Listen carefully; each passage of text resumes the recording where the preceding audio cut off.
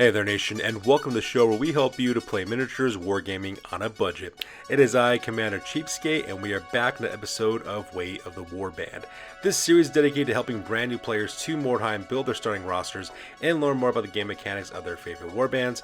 And on today's episode, we'll discuss using the Untamed Beasts from Games Workshop's Warcry in your campaigns of Mordheim. Now, for those of you guys who are new to this series, what I decided to do is make a video series dedicated to taking warbands from Warcry, as well as warbands from Warhammer Underworlds, and probably some miniatures from Age of Sigmar, and show you how you could fit those same miniatures into the Mordheim campaign setting. For those of you guys who are not aware what Mordheim is a skirmish game that takes place in the City of the Damned, Mordheim, and the old world fantasy setting for Warhammer. Pretty much what ended up happening is that Mordheim was a city that was destroyed by a comet that was blown to pieces, and basically what ends up happening is that warbands now travel directly towards Mordheim in order to collect up warp stone that they sell on the black market. And that's what this whole video series is about, is showing you how to take your currently owned miniatures and using them in that campaign setting as well. So one of the biggest questions I usually get asked is why though? Why not, why use your Games Workshop miniatures for Mordheim? And the question is, why not? Mordheim is not officially supported anymore by Games Workshop, but that is perfectly fine because the online community has kept this game alive for decades now. We're actually all hoping that Games Workshop will decide to re-release Mordheim, especially since Warhammer the Old World is coming down the pike.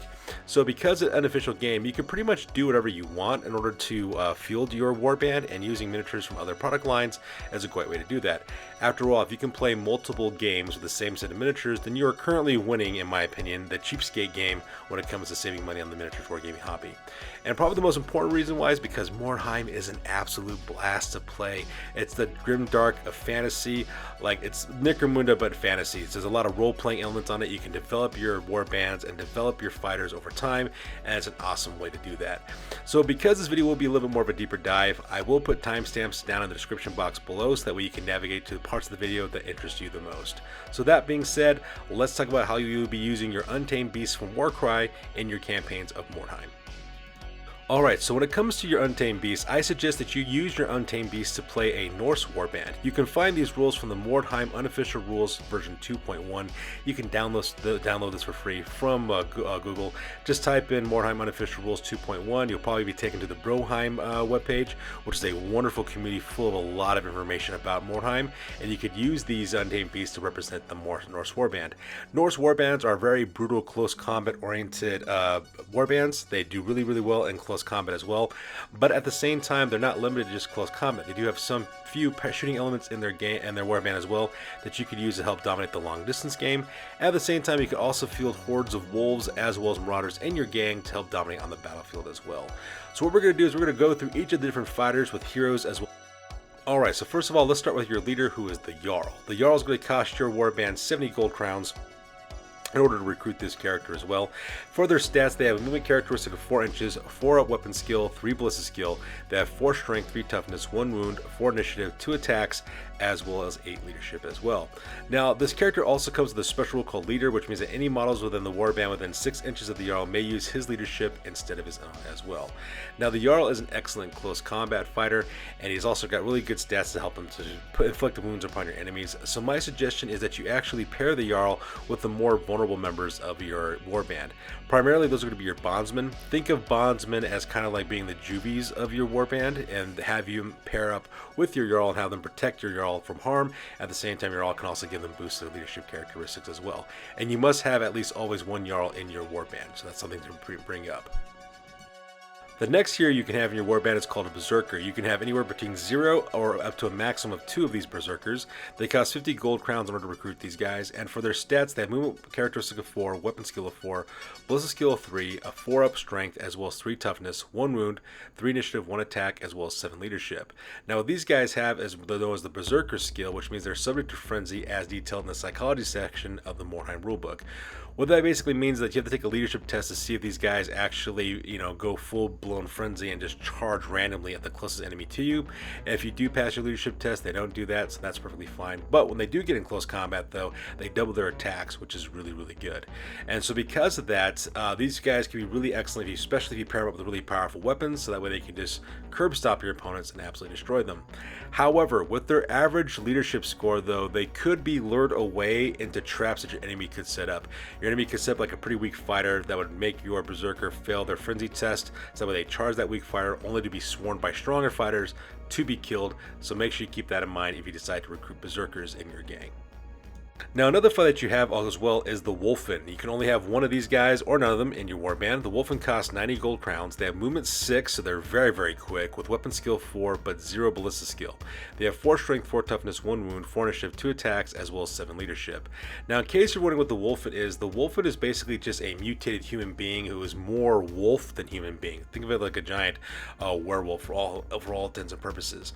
Now, because of that, because it's a monster, it does cause the fear special rule, which is going to make it really terrifying for your opponents to charge this guy, and then take psychology tests to see if they stick around. But at the same time, he also suffers from bestial special rules as well, which means that even though he is immune to psychology, it means he can never become a leader of a warband either. So you got to keep that in mind as well. Now, the nice thing about the Wolfen is that he's an absolute wrecking machine when it comes to close combat, so you can definitely commit him to combat. Just be aware, though, you can't increase him at all and upgrade him anyway because he can't take weapons or equipment, so keep that in mind. In my opinion, it's best to pair him up with your Berserkers for a savage flanking attack, or if you want to include wolves in your warband, he would also be really good to use with your wolves. Now, just be aware that if you want to recruit wolves, henchmen in this warband, you do need to have a Wolfen, so keep that in mind as well. And your very last heroes are your bondsmen. You can have 0 to 2 bondsmen in a warband. They cost 15 gold crowns apiece. They have movement 4, weapon skill 3, ballista skill 2, 3 strength and toughness, 1 wound, 2 initiative, 1 attack, as well as 6 leadership. Now, your bondsmen are cheap, inexperienced heroes that you can recruit for your warband, so keep that in mind. They're useful for protecting your Jarl and also generating exploration dice for you to get more gold crowns for your warband. So that's the main reason why you take these guys as well. In my opinion, it's best to keep these guys as bare bones as possible, and the reason why is because your bondsmen are pretty much going to die pretty easily on the regular, so if you can just equip them lightly so that way you can easily replace them if they get killed, that's probably the best thing you can do for them. In my opinion, the best way to use bondsmen is to use them as bodyguards for your Jarl. That way they're within close range of your Jarl, they can use your Jarl's superior leadership for their horrible leadership, and at the same time they can also provide combat support to protect your leader at the exact same time. And that makes up all the hero options that you can take for a Norse Marauder warband.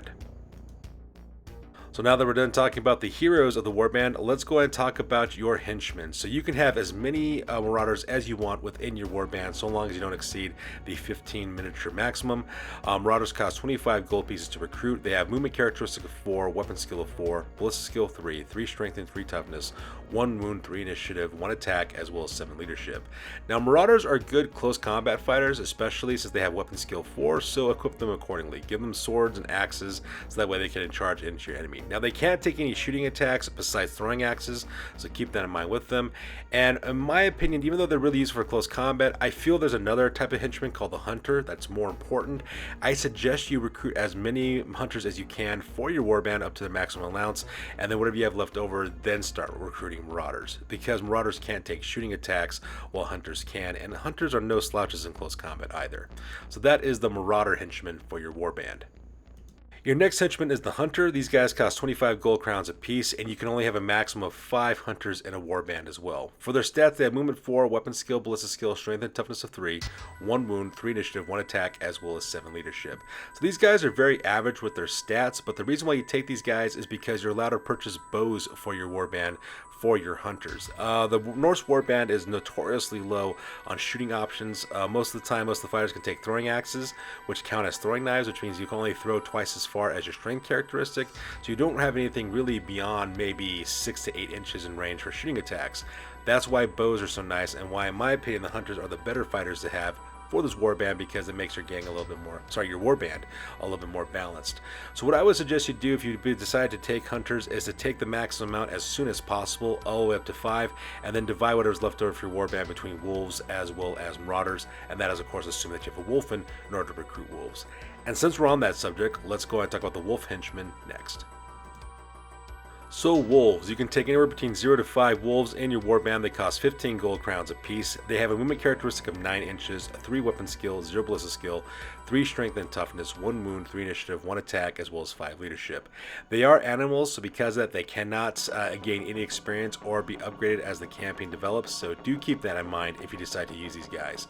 Now their stats make them pretty average fighters. I mean, they're nothing to write home about, but what makes them really valuable is that 9-inch movement allowance. They can move very quickly across the battlefield and outflank your enemies as well.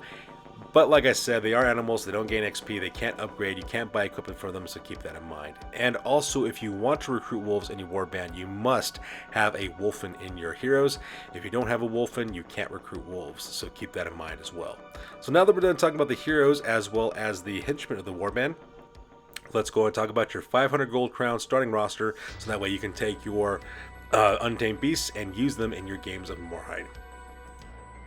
Alright, so let's go and talk about your starting roster for this one. So you're going to be using your Untamed Beast, which is going to be a Norse warband for Mordheim. And this is coming from the Mordheim 2.1 Unofficial Rulebook. So first of all, your Heart Eater from the Untamed Beast will represent your Jarl. This character is going to cost you 80 gold crowns. You're going to equip this guy with an axe as well as a shield so that they can protect themselves and also have -1 against your enemy's armor. They're also going to have a helmet to protect them from concussion, because concussion is actually quite common in this game, as well as the leader special rule. After that, your first Fang is going to be one of your Berserkers. He's going to cost you 70 gold crowns. He's going to be equipped with Spear, so that way he can attack first in close combat, a sword for a backup weapon, as well as Frenzy. And your Beast Speaker is going to be your second Berserker at 75 gold crowns, armed with a flail, so that way they can get that +2 strength in the first round of close combat. They're going to have a helmet to keep themselves a little bit more survivable, as well as a Frenzy special rule as well. After that, your Ruck Tusk Prowler is going to be your Wolfen for your warband, who's going to cost you 90 gold crowns. He has Fear as well as the Bestial special rules as well. After that, your Prey Taker, who's armed with a Fanged Axe, will be one of your Bondsmen. He's going to cost you 30 gold crowns. He's going to have an axe as well as a helmet. And your Prey Taker with a Sawtooth Blade is going to be your second Bondsman for 35 crowns. He's going to be armed with a sword as well as a helmet. And then lastly, you're going to have 3 Planesrunners, Planesrunner 1, 2, and 3. They're going to be your Hunters, Hunters number 1, 2, and 3. All 3 of these Hunters will cost 40 gold crowns apiece. They'll be equipped with axes as well as bows. And that's going to be your Untamed Beast roster being used for Mordheim. Now, this is not an optimized list, and the reason why that's the case is because I spent the most of the gold coins on just the core box set of the Untamed Beasts. I am building this list on the assumption that you're just going to use that one box set only to make your warband, and that is exactly why I made this list and tailored it for that idea. Now, obviously, you can purchase other miniatures if you want to change it up, but you can, of course, do that on your own when you look at the information from the Mordheim rulebooks. So now that we're done talking about your starting roster, let's talk about how you'll be playing this warband on the tabletop with your Warband Tactics. Now, the Warband Tactics from Mordheim are a little bit different than Necromunda. In Necromunda, I usually go for a fix and flank type of tactic for most of your gang lists. This time it's a little bit differently, and the reason why is because in Mordheim it's more of an objectives-based skirmish game, which means your team is going to be split up, your warband's going to be split up all across the tabletop. So that's why it's not as clear-cut as it is for Necromunda. But I did break up your warband into 3 fire teams. You have 2 assault fire teams. Assault fire team number 1 consists of your Jarl as well as Bondsman number 1 and Bondsman number 2. Your assault fire team number 2 consists of your Wolfen as well as Berserker number 1 and Berserker number 2. And your support fire team consists of your 3 Hunters, Hunters 1, 2, and 3 as well. Now, assault fire team 2 takes point. That's going to be your Wolfen as well as your Berserkers, and they're going to head towards your enemy and engage them in close combat as quickly as possible. Now, meanwhile, your support fire team suppresses your enemy with your bow shots, and they're also moving across the battlefield, securing objectives for your warband. And while this is occurring, assault fire team number one is doing exactly the same thing, moving through the battlefield, seizing objectives, and if they have to fight, they can also fight in close combat. So the Warband Tactics on this is quite simple, and the reason why is because most of the time you're chasing down objectives in your scenarios. So let's go and talk about Warband Development first of all. So in Mordheim, the key in the game is actually quantity over quality of fighters. Now, usually when I talk about Necromunda, I usually stress the idea that you make a quality fighter, that give them fully equipped and everything they need first before you go with quantity. It's the opposite for Mordheim. You actually want more fighters, and then once you have all your fighters set, then you start buying them better equipment. And the reason why is because the bottle test rule in Mordheim is a little bit different than Necromunda. What ends up happening is if you take 25% casualties, you take leadership tests every turn, and then that determines if you bottle or not. So obviously having your max amount of fighters, which is 15 fighters, is very important because it helps you last longer in the game. So what I would do is start recruiting with the maximum number of fighters that you can, and start with Hunters. Hunters are your bread and butter for this gang. recruit your max number of 5 and give them bows as well as axes as well. Now from there, I would suggest recruiting about 2 wolves. 2 wolves is about actually a good number to have in your warband for to act as flankers, as in scouts for your gang. And then finally round out your warband with as many marauders as you can for close combat fighters until you get your full 15 fighters. Now from there, once you get your max amount of fighters taken care of, then start equipping your fighters with stronger weapons, stronger armor, maybe esoteric war gear like holy water or poisons of that nature. And then from there you can manage to scavenge, find, and purchase whatever items you can as your campaign develops. And depending on how that happens, because Mordheim is quite random in the things that you find, you can develop your warband from there. Alright, so in conclusion, the Untamed Beasts make an excellent Norse warband in my opinion for your campaigns of Mordheim as well. And you could actually see this warband actually being used in action on my channel. I actually have a couple of Mordheim playlists and a couple of Mordheim campaigns that we have, and we actually feature the Untamed Beasts as a Norse warband. So if you want to see exactly what they look like in action, please feel free to check out those videos in my playlists so that way you can see exactly how they operate. And like I keep on saying before, being able to use the same set of miniatures for multiple games is an ultimate cheapskate move. You can use these guys in Warcry. You can probably use these guys in Warhammer Underworlds if you wanted to, as well as Mordheim as well, which is absolutely fantastic. And of course, as always, keep your eyes out for future videos on Mordheim warbands, because this is something I'm really looking forward to doing, helping people get directly into this hobby. Hopefully when it's up happens that Games Workshop will release Mordheim later on, which will be fantastic, and it'll be all kinds of awesome. So that's good to do for this one, you guys. As always, please feel free to like, comment, and or subscribe. Your guys' input is invaluable to us as always. Also check us out on the social media platforms for Facebook, Instagram, as well as blog.com if you want to keep up to date with the behind the scenes as well as current projects that we're working on this channel. That's good for this, you guys. I am Commander Cheapskate. I will catch you guys next video. Peace out and stay classy.